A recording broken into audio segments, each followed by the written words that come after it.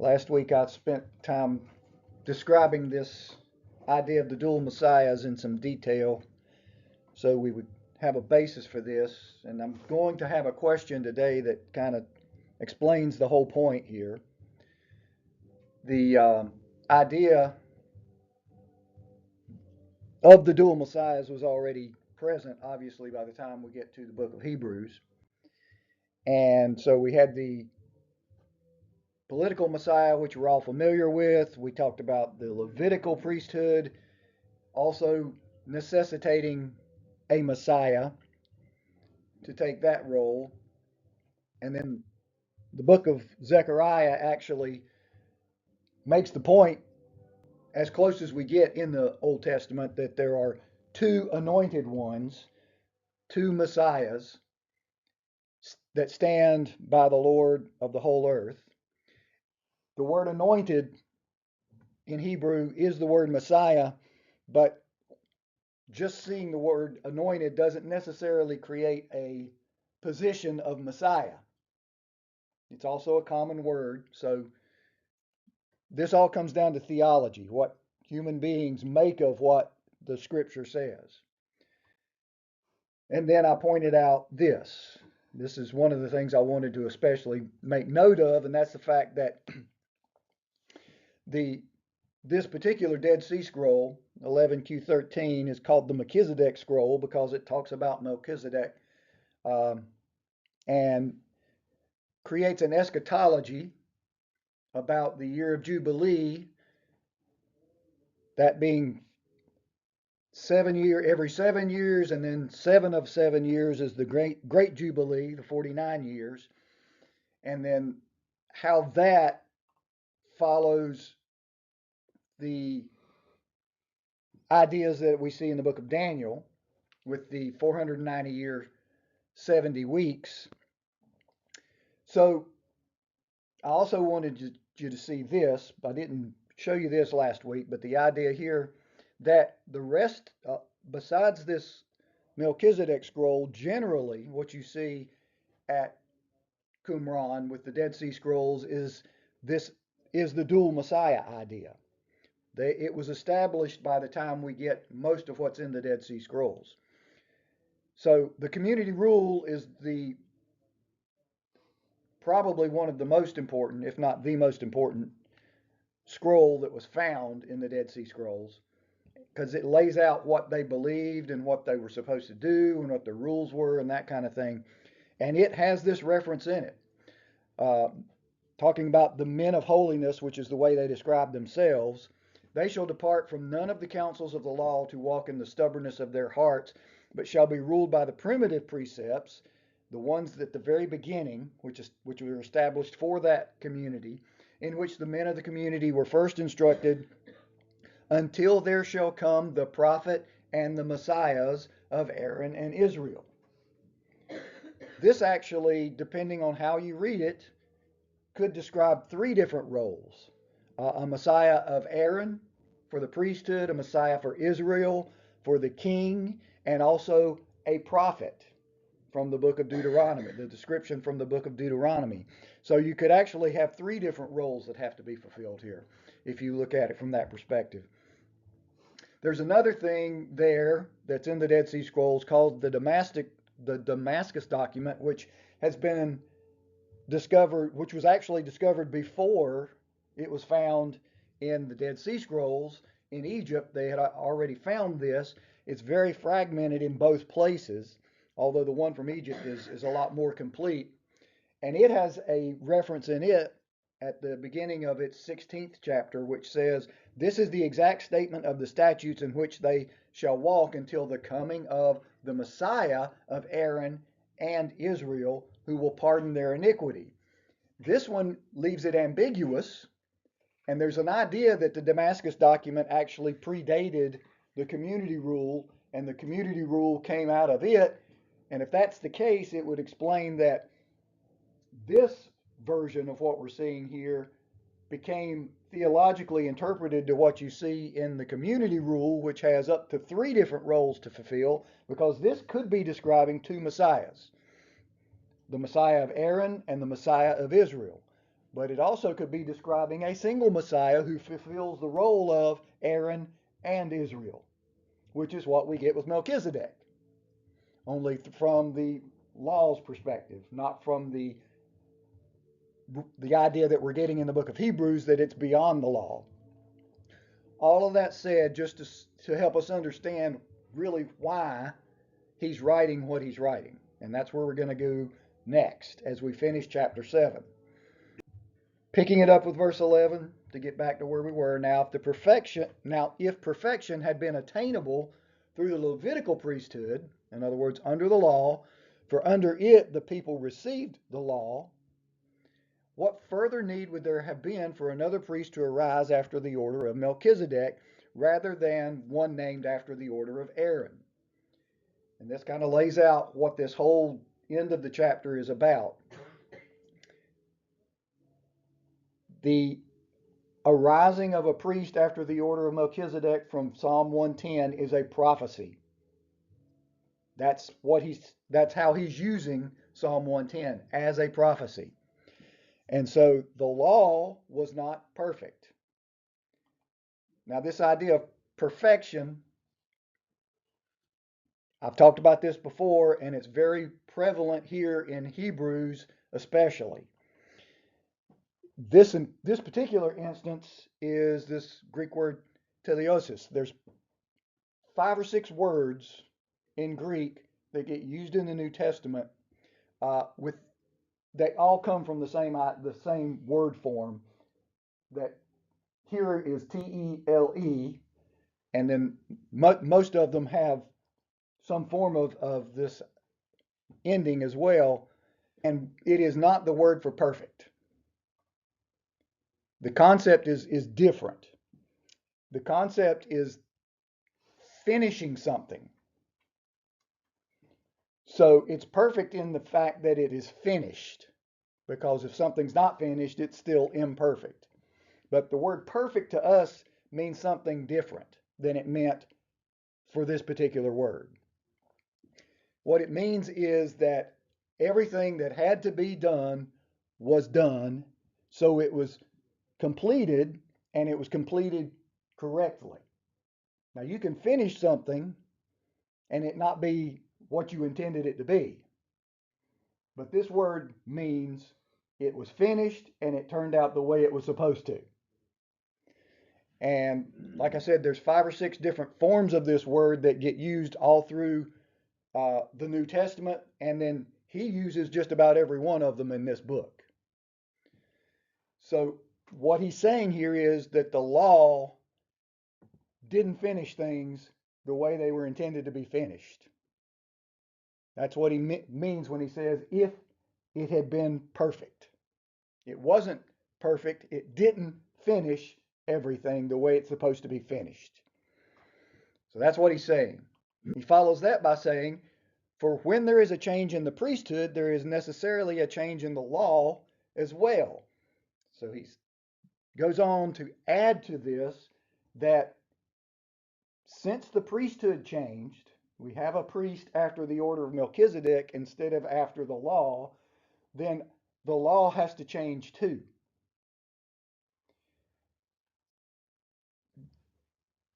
It's important to note this word change. He's saying that the law has to change because the priesthood changed. Now, what happens in our brains to some extent when we see this is we're replacing the law. We replace the law with something else. That's not what this word change means. And that's important because if we were thinking that the law had to be completely replaced because we replaced the priesthood, it creates a contradiction with what Jesus actually said. Because Jesus said, do not think that I have come to abolish the law or the prophets.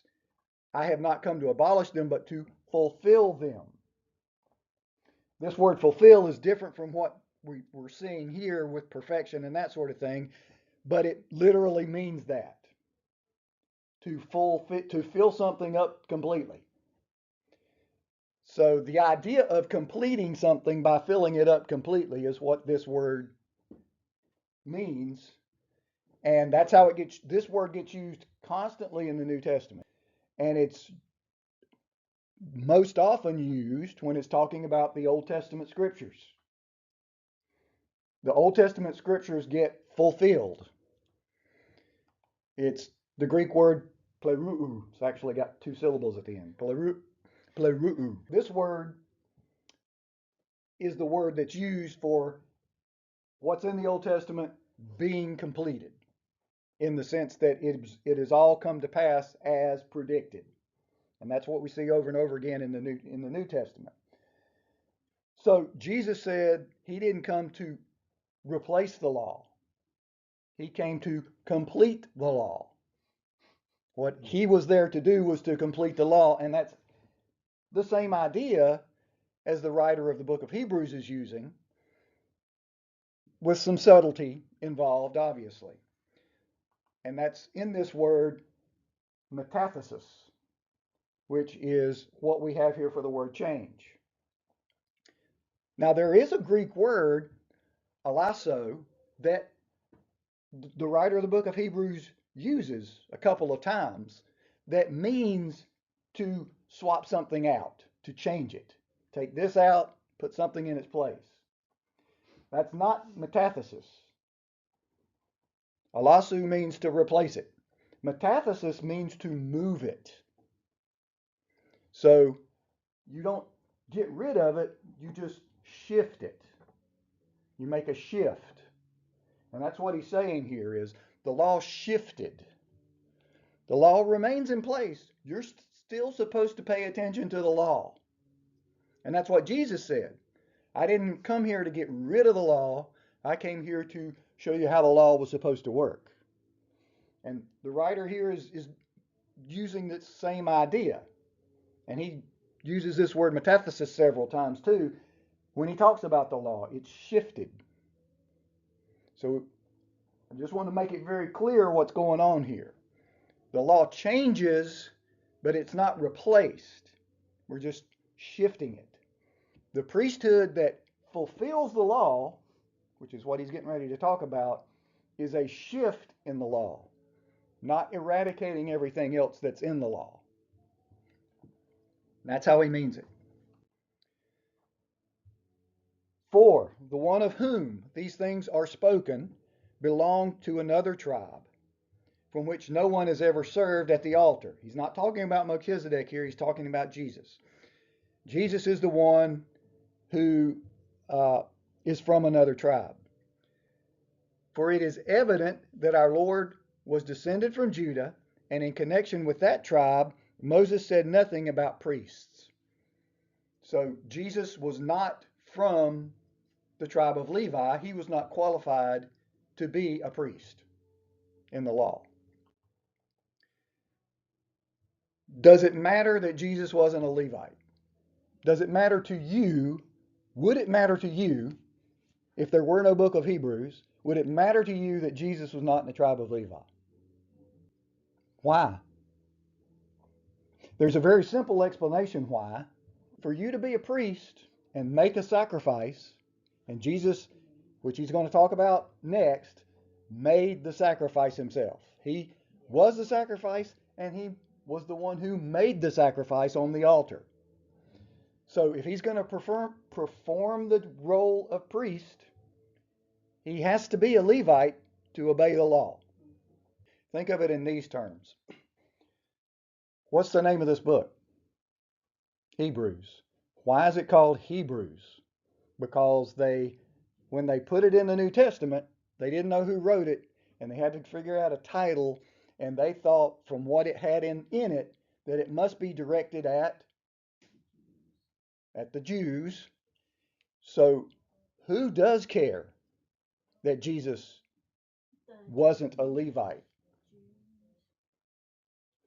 This is one of the explanations for why this book is called Hebrews, because Gentiles, of which very quickly after or during the time this book was being written, were the majority in Christianity. Not Jews, but it quickly rolled over to be more Gentiles than Jews, and Gentiles didn't care. But Jews did, and that's why there seems to be a lot of emphasis here in this book about Jesus not being a Levite but still fulfilling the role of priest. The Jews did care, so maybe this book was directed at a Jewish audience. That's the idea. Those in the early Christian movement would have cared because they were mostly all Jews. And to convince them that their Messiah was a priest who offered a sacrifice meant that he had to be legitimately a priest. And another issue that we're getting ready to address is that their Messiah, their king Messiah, thinking in terms of two different Messiahs here, Jesus didn't qualify to be a priestly Messiah. He wasn't in the tribe of Levi. There's also an issue with him being the king Messiah. What was that? Because a king doesn't get killed before he gets to do it. If you were in the line to be king and you were killed before you ever got to be king, you wouldn't be king. And so Jesus didn't fit either role. And so the whole idea in this book and most of the New Testament is just because Jesus was killed before he became the Messiah that the Old Testament seemed to be predicting didn't mean he wasn't the Messiah. So he was the Messiah as a king, he was the Messiah as a priest. That's the whole purpose. So that's why all this matters. And it mattered more to the Jews than it did to the Gentiles. The Gentiles didn't know about all these roles that had to be fulfilled according to the predictions in the Old Testament. But the Jews did. And so that's, again, he's addressing Jews in the writing of this, most likely. And this becomes clearer, even clearer, and I changed that word from more evident, which is what's in the ESV, because this is what the word means very specifically, and it's a little harder to read and say in English, but it is what it means. This becomes even clearer when another priest arises in the likeness of Melchizedek, who has become a priest not on the basis of a legal requirement concerning bodily descent, but by the power of an indestructible life. One of the qualifications that makes this work that Jesus did was he had an indestructible life. And remember, this is the argument he made about Melchizedek. Melchizedek wasn't born, and Melchizedek didn't die. And so in that order of priesthood, that was a qualification. You're not born and you don't die. Of course, Melchizedek was born and did die, but the scripture doesn't say that. So that was his argument. This line of Melchizedek is open on both ends. And Jesus fulfilled that with this indestructible life. For it is witnessed of him you are a priest forever after the order of Melchizedek.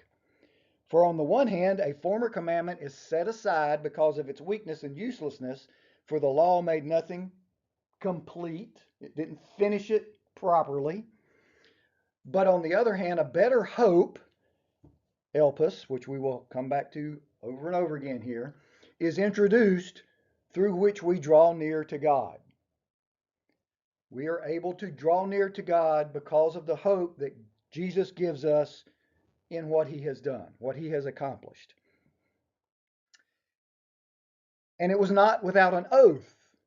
Now, we had all that discussion earlier about Abraham and the oath that God swore to Abraham. This is why, because he's going to make this argument. This was not without an oath. For those who formerly became priests were made such without an oath. But this one was made a priest with an oath by the one who said to him, the Lord has sworn and will not change his mind. That's what leads up to this in Psalm 110. When we get to Psalm 110 in this, you are a priest forever, just before that, the Lord has sworn and will not change his mind. It's an oath. This makes Jesus the guarantor, the surety of a better covenant. Jesus is the thing that guarantees the better covenant. So when God desired to show more convincingly to the heirs of the promise the unchangeable character of his purpose, he guaranteed it with an oath. Go back to chapter 6, and this is what we're basing this off of. So that by two unchangeable things, in which it is impossible for God to lie, we who have fled for refuge might have strong encouragement to hold fast to the hope set before us. Remember, we talked about this. God promised Abraham, and then he promised that the promise would be true. He swore an oath on the promise. And so that's the same idea here. That's why he set all of this up, so that he could say what he says here. God made Jesus a priest using an oath, making it even greater than the priesthood in the Old Testament law. The former priests were many in number because they were prevented by death from continuing in office. But he holds his priesthood permanently because he continues forever. Consequently, he is able to save to the uttermost those who draw near to God through him, since he always lives to make intercession for them. The word uttermost here emphasizes the fact that Jesus' priesthood is forever. Once he offers the sacrifice, it covers permanently, and he's about to talk about this. He doesn't have to keep going back and forth, doing it over and over again the way the Old Testament priest did, because his priesthood endures forever. For it was indeed fitting that we should have such a high priest, holy, innocent, unstained, separated from sinners, and exalted above the heavens. These all are qualifications of Jesus. Interestingly enough, this word holy is not the word that is normally used for holy, hagios. We see that word all through the book of Hebrews, all through the New Testament. Because the word hagios means to set apart. So in the case that we see it in the Bible, it means set apart for God. You take something and you basically give it to God. You set it apart for God. That's how you describe sacrifices. That's what the sacrifices were. They were set apart for God, and that's not this word. This word is hosios, which means something different. It means that God declared something. God decreed it. Sometimes it's translated pious.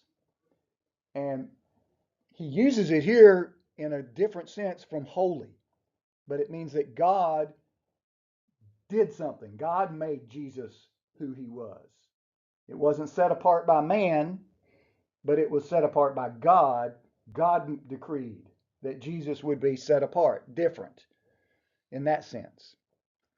He's innocent, without sin, didn't do anything wrong, had no reason to be killed, unstained, separated from sinners, and then exalted above the heavens. And this is different. Again, we talked about this before, this idea that Jesus was different from all the others because Jesus was exalted to heaven, which was not what happened to a human being. He has no need, like those high priests, to offer sacrifices daily, first for his own sins and then for those of the people, since he did this once for all when he offered up himself. So Jesus offered the sacrifice that he himself was. He has to be a priest to do that. So you see how this is why he's having to bring this all around. For the law appoints men in their weakness as high priests, but the word of the oath, which came later than the law, appoints a son who has been made perfect forever. So to wrap all this argument up, a reminder, Psalm 110:4, the Lord has sworn and will not change his mind. You are a priest forever after the order of Melchizedek. And what he says in verse 28 is, this came after the law. The law was established in the Torah, in the first 5 books of the Bible. And the psalm was significantly after that in time. This is, for him, this is a prophecy. God said, what I've done with the law is not complete. So there will be in the future another priest after the order of Melchizedek who will complete everything. That's how the writer is using this verse, and that's what he's saying the verse was there for.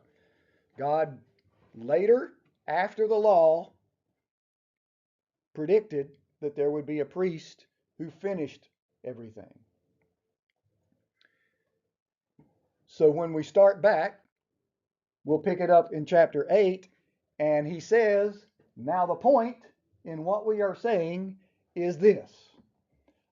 All of this I've done for the last few chapters was so I can now make this point. And that's where we'll go from here.